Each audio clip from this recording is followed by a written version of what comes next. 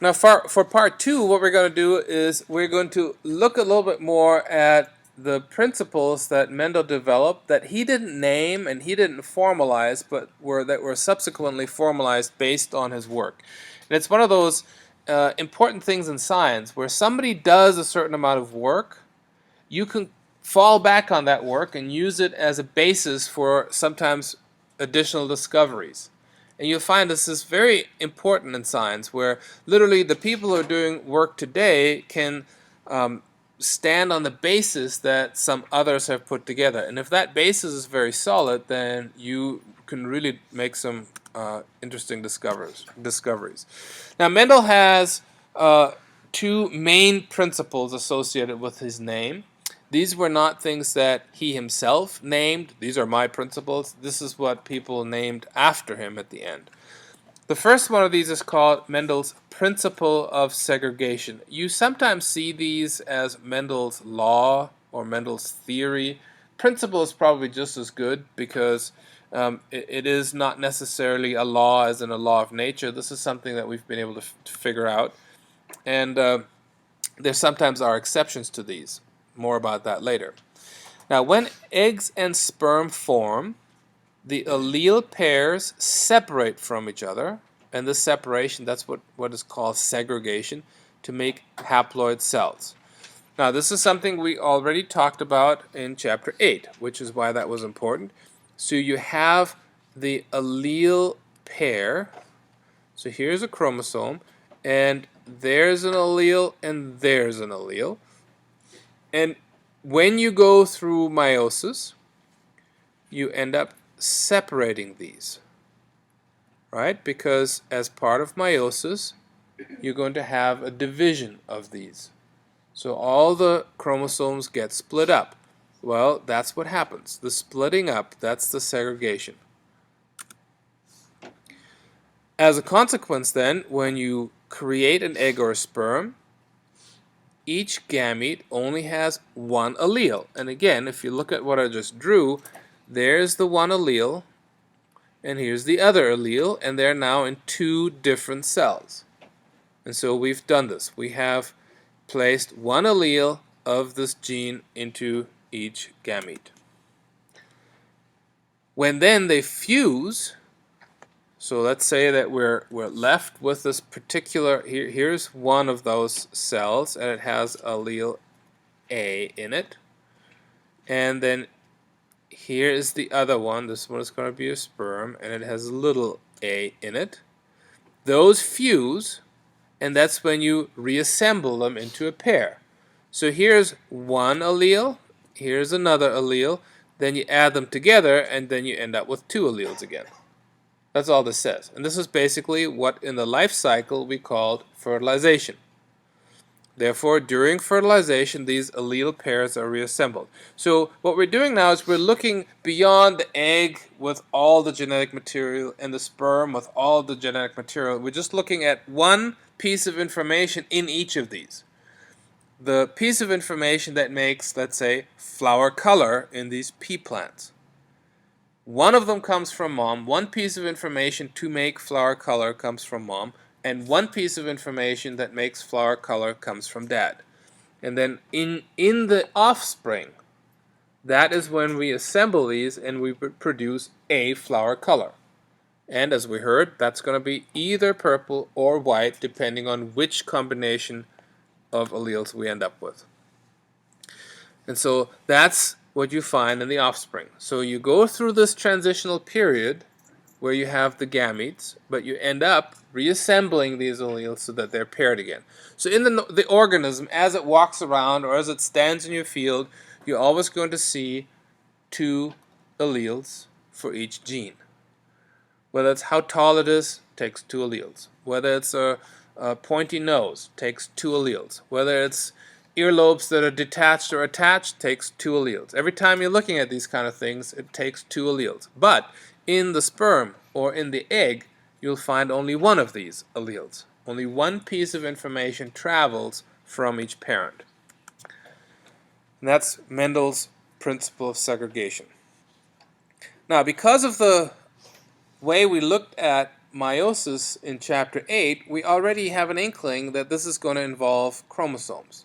Chromosomes are the things that travel from one generation to the next, and so obviously the information is going to be somewhere on these chromosomes.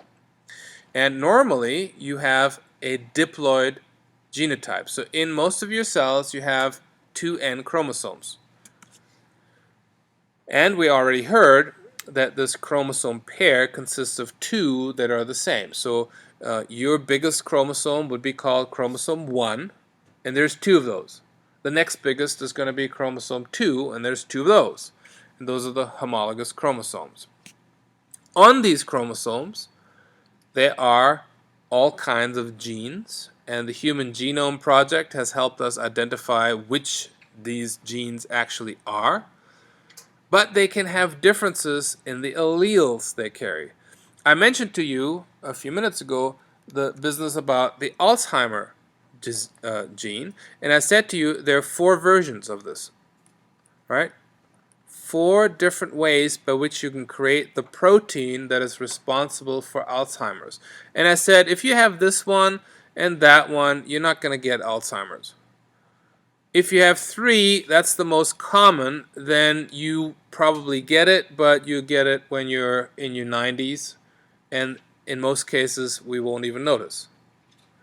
But if you have this one, then you're going to have a greater likelihood of an early onset Alzheimer's disease. So this is the thing. There is a chromosome, chromosome 21, and on chromosome 21 you have the Alzheimer's gene, this particular protein. And there are 4 different versions of that. And you may carry one of these. Most likely you're going to carry the 3rd version because that's most common. But some of us may carry this one. Some of us may carry that one. And so this is why we say they may differ in the alleles they carry. We all have chromosome 21, but there are slight differences in what's actually on it. So this is how the chromosomes fit into this.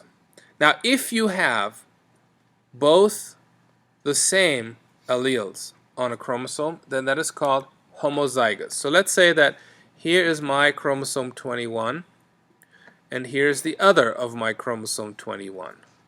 And here is my locus for the Alzheimer's allele. And let's say on here I have version 3, and on here I have version 2. Well, that's different. So in this case, that would be heterozygous. If on the other hand I have 3 and 3, then that's homozygous, the same. I could have 4 and 1, or I could have 3 and 4. In those cases, I would be heterozygous. So whenever these things are not the same, we call it heterozygous, and whenever they are the same, we call it homozygous. So this is one of the differences with which we contend when we are working through these Mendelian genetics problems. To illustrate this, here is an arbitrary chromosome. You have here a chromosome pair, and again, as with our color scheme from before, the homologous chromosomes that are shown here, one of them is shown red and the other one that's shown is blue. And so we always say, okay, red comes from mom and blue comes from dad. That's entirely arbitrary. And when you look at what's on these, perhaps there are 3 genes. There are 3 genes on here, and you can see one of them is a gray color, one of them is the yellow, and one of them is green. And based on the way we put these together, we start out with having this one be capital P and capital P. So that means the genotype is capital P, and we call that homozygous for the dominant allele. We can do the same thing with the little letter, little a and little a. So now we'd say the genotype is little a, and it's homozygous for the recessive allele. Or, lastly, we have the dominant allele on the chromosome from mom. We have the recessive allele on the chromosome from dad. And so now we have big B, little b, and that is the heterozygous genotype. So we have 3 different genotype options, either homozygous dominant, or homozygous recessive, or heterozygous, and there are no more. So for every allele you look at, when there's only 2, the capital letter and the small letter, then these are the 3 possibilities you have. The second principle is called Mendel's principle of independent assortment. And of course, one of the things that Mendel tried to figure out is when he was looking at a specific character, whether all the characters that he was observing always got inherited together. So if he was looking at maybe the size of the plant and the flower color, were the flowers that are purple always associated with large plants? Or could they sometimes be small? So he was trying to figure out, do any of these traits ever go together? Now, most of you will know that there are certain stereotypes in humans. We have people who are blonde with blue eyes. And so the question maybe, does that always go together? And the answer is no. We know from experience that there are people who have blonde hair that don't have blue eyes. Maybe hazel, right? Or we also know that there are people who have dark hair, don't necessarily always have dark eyes. So obviously there's something else going on. We just have to figure out how this is. It appears to be that these characteristics assort independently, like the eye color and the hair color. But how do we know? And for any of those kind of things, we have to come up with an experiment, and that's what Mendel did. If you want to do this specifically, you have to look at each of these sets of traits. So you have to look at perhaps the color of your hair and the color of your eyes, and those are 2 different sets of traits. So you can't do this now with a monohybrid cross because you're looking at 2 different things. And so this then becomes the dihybrid cross. Mono meaning 1, you're looking at 1 thing. Dihybrid means 2, you're looking at 2 things. And so this is why we call it the dihybrid cross. Now if you do one of these crosses and you find that, okay, the blonde hair always goes together with the blue eyes, well then clearly somehow blonde and blue eyes are dependent on each other. They occur together. So that would then be considered dependent assortment. Now in that specific example, we already know that that's not the case, which suggests that perhaps independent assortment, if blonde can go together with other eye colors, that means hair color may be independent of eye color, that's what we would call independent assortment. Well then that's maybe the way it works. But how do we know? So we go back to the P's. In this case, we're setting up this experiment with P's again, based on Mendel. So he had in his notebooks, he had the data for all this, and somebody simply had to go and figure this out. So we're starting out with the parental generation, and the parental generation, based on the fact that he had P plants, and based on the fact that these P plants normally reproduce all by themselves, you can say, okay, we have this P plant, and this capital R stands for round, and the capital Y stands for yellow. So here is your round yellow P. That's, it turns out, the dominant version for both of these. So round is dominant over little r, that's wrinkled. And little y is green.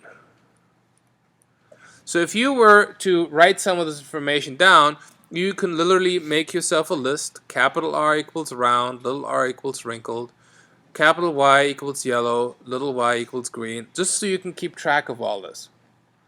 It's just a matter of managing the information. Well, clearly, the only thing you can get out of this is a capital R.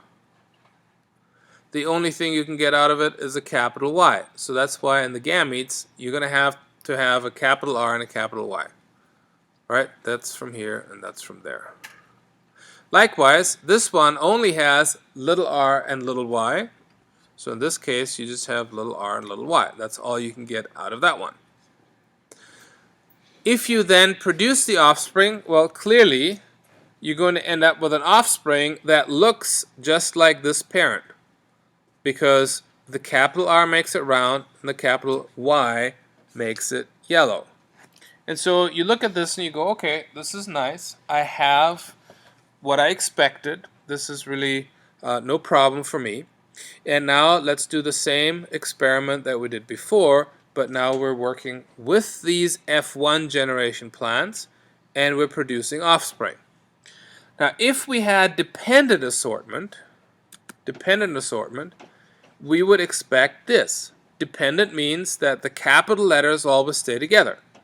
The capital letters always stay together, like here, and the little letters always stay together. So the question then is, have any of you ever seen a round green pea? Well, duh, right? That's the normal pea. That's what we like to eat. There are clearly yellow peas because the pea soup, they sometimes make it with yellow peas, and the wrinkle stuff, well, we're not so familiar with that, but we clearly know that there are green round peas. That's what we normally see. So this, therefore, cannot be right. We have to get green round peas somehow. So how do we get them? Well, we go through this again. We set up the same experiment as before. We have the same parents, same gametes, but now we're going to draw a different table. We're going to draw a table that allows all the different ways by which these can assort to take place. So we're going to be able to take the capital letter and the capital letter. But we're also going to take the capital letter and the little letter.